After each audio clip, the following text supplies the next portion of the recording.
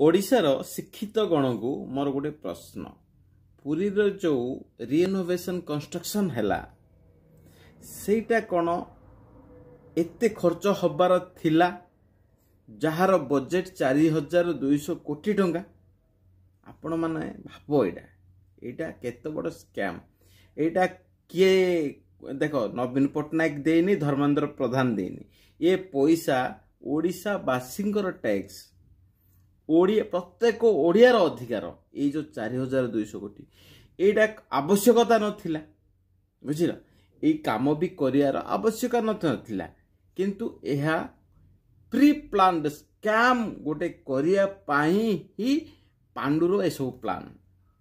कारण वर्तमान किए मुख्यमंत्री अच्छी नवीन पट्टनायक अच्छी भविष्य में एटा जदि स्कैम पर्दाफाश हैला ताले फसबे किए नवीन पट्टनायक केतळु फसिला बेलू नवीन पट्टनायक ना बल अच्छी ना बयस अच्छी से ए सब प्री प्लान्ड स्कैम जोटी राम मंदिर माने विश्व प्रसिद्ध